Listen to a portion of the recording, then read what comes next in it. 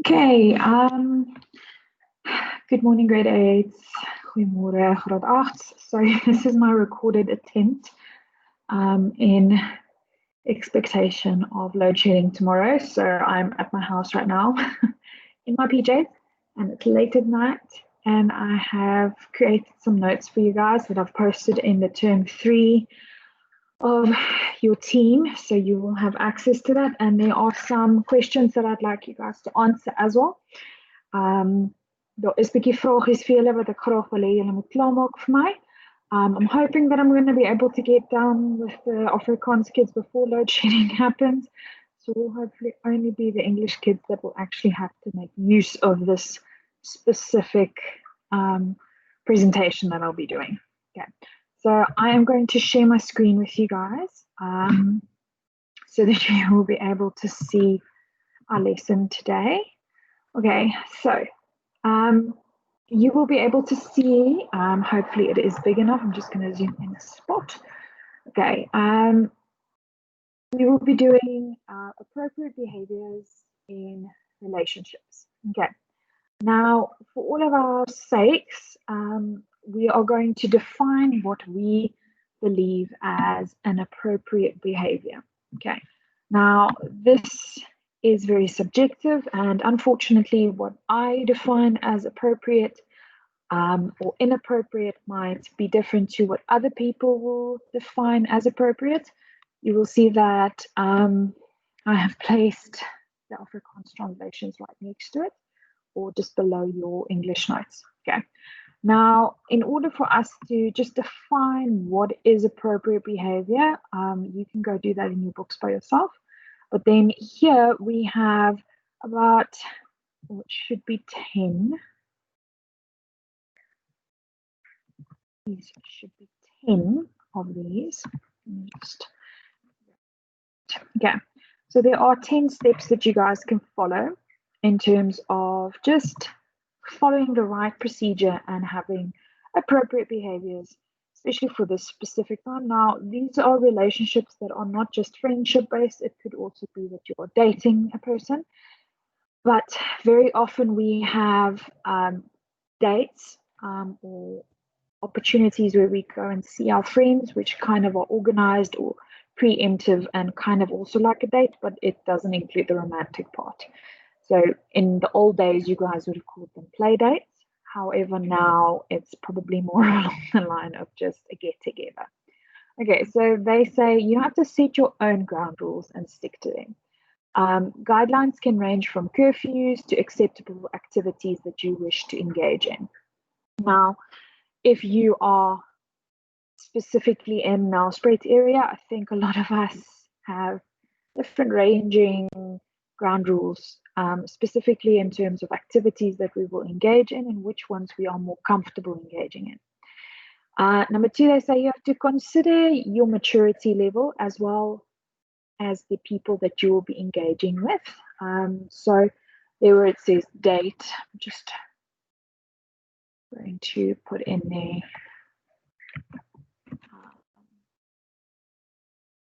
get togethers.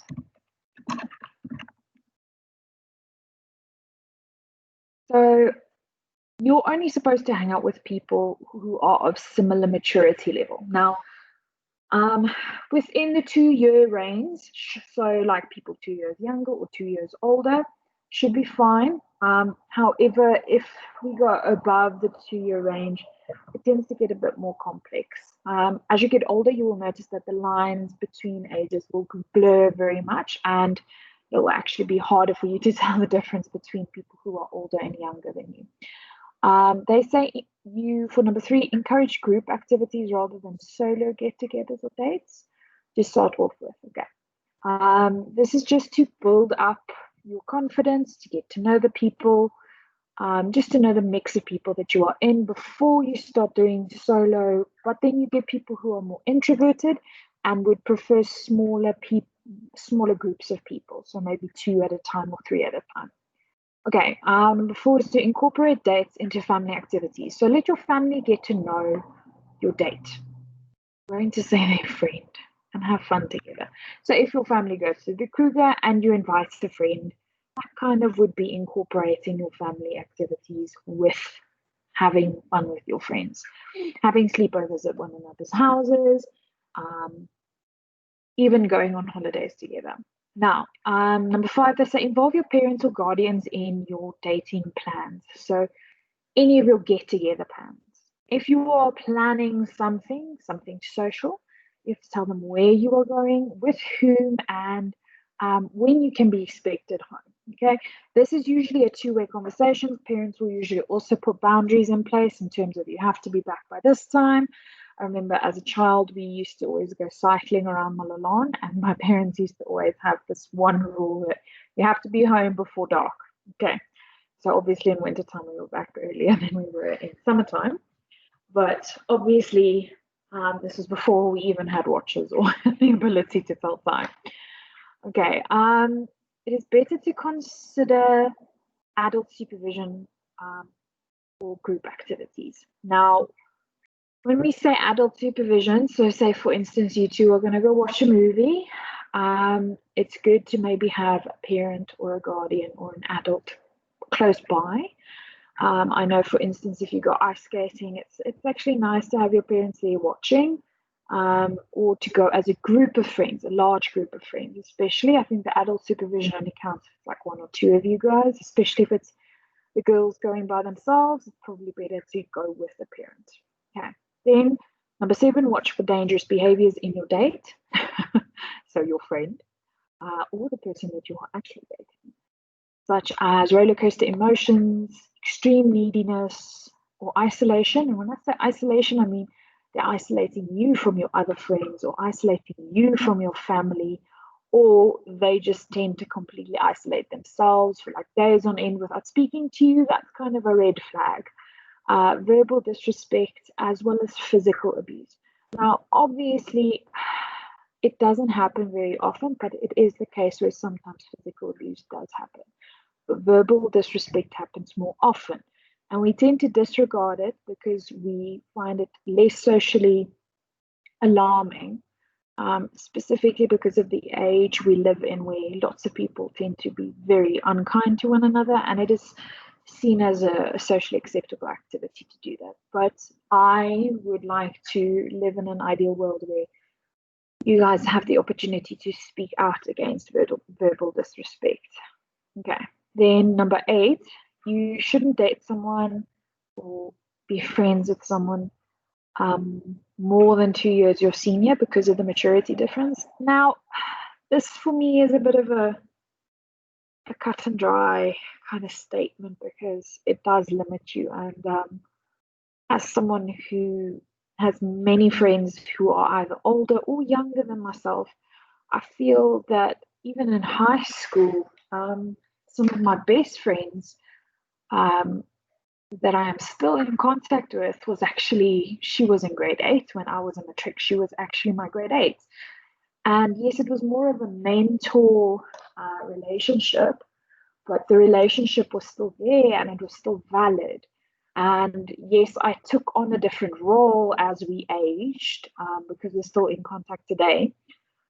And now it's more of an equal playing field than it was back then. But definitely, if you are an understanding, empathetic person who is mature and you find those people, then there's nothing stopping you from just put that full stop in there. Sorry about that. It doesn't necessarily limit you to maturity. I am inclined to say that as long as you feel comfortable within those relationships, there is nothing that should stop you from it. Okay. And if you are treated better with people who are older / younger than yourself, then honestly, you do you. Okay.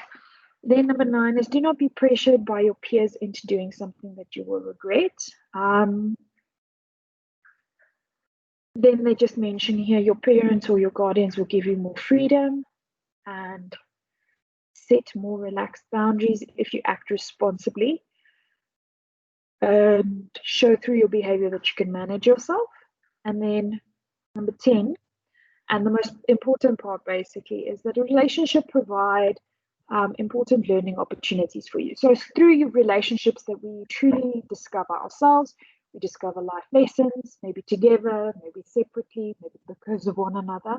By talking openly and honestly with your parents or a trusted adult, they can provide appropriate guidance and boundaries. Now, being someone who has siblings who are younger than myself, I was always a trusted adult. I'm 10 years older than my youngest sibling, and then our middle sibling is about, it will take 6 years younger than me. So there's quite a significant gap. I feel like I probably get on with the girls more than my brother too, but he's different. And our relationships also are very different. Very much me and my brother are going through the same kind of struggle, so less of a mentoring relationship and more of a we're struggling through this together. Whereas with my siblings and my sisters, I'm more of a mentor and kind of guidance person for them, so they can actually ask me for things. But then simultaneously, I've on many occasions had them giving me advice. So it depends entirely on your own circumstances. And my mom has always been super supportive. My dad's one of those people, he's not a man of many words, but when he does give advice, it's usually something you should listen to. He usually gives advice through rhetorical questions, like asking the same question over and over again until you start reflecting on a question, and then you're like, oh my goodness, why am I still friends with this person? And sometimes that's all we need. We don't need people to directly tell us, oh no, what you're doing is wrong. Sometimes we just need people to be like, but is this really how you would like to be treated? Or is this how you would treat them in the same situation, kind of stuff. Just making you introspect a little bit about relationships. Okay. Now you'll see this is the Afrikaans version, and I just did all of the 10 points there. And now we're going to start talking about boundaries. Now, boundaries are very important in our relationships, and it kind of gives us not control, but it gives us that sense of control. And it's very important to discuss boundaries. So I want you to define what is a boundary in your own words. And then we have to consider the specific types of boundaries. Okay, you'll see I've got these beautiful little images of Pinterest. So they've got the time boundaries, the physical, the conversational boundaries, the relationships, the personal boundaries, the content boundaries. This was a definite newly added one.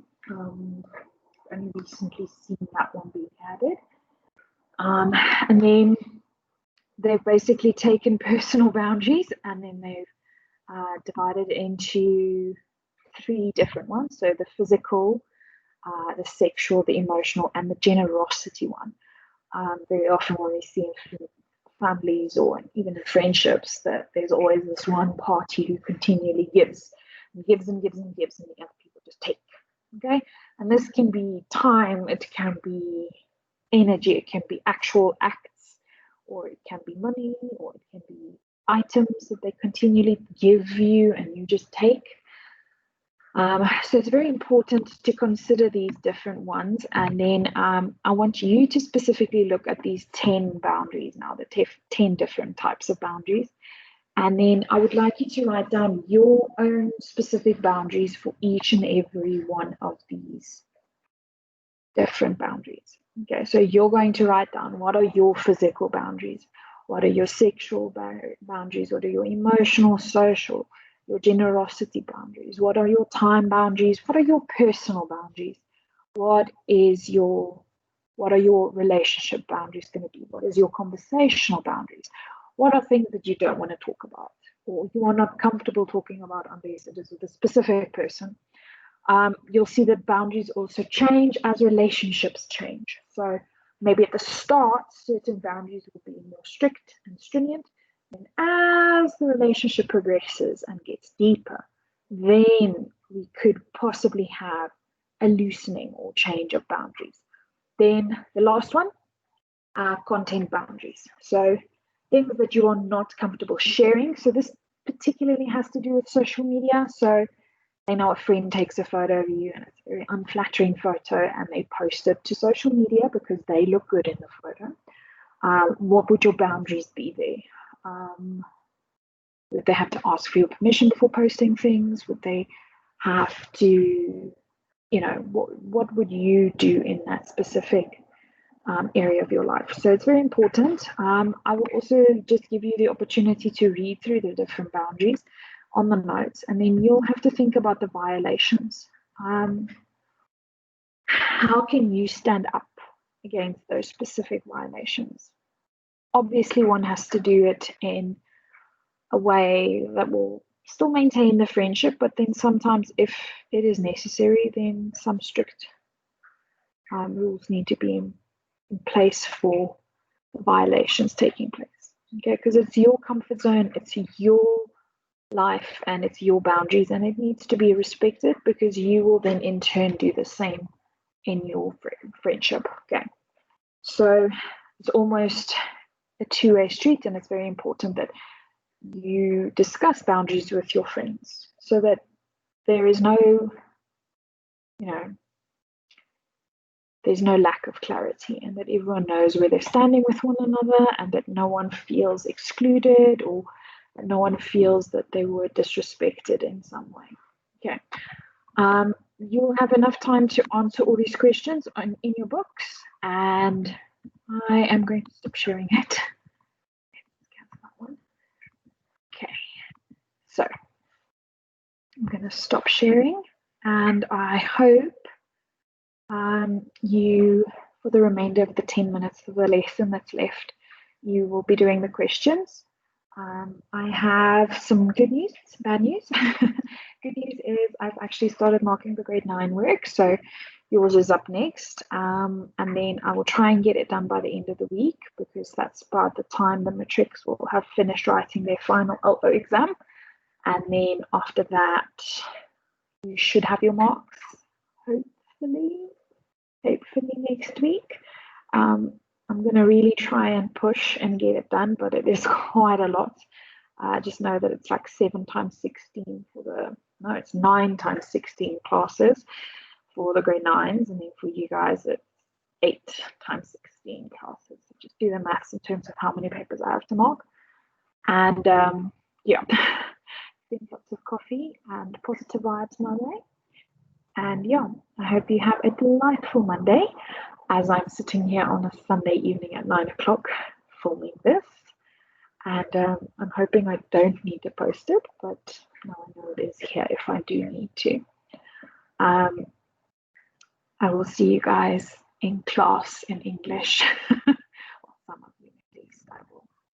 Have a delightful day, guys. Bye-bye.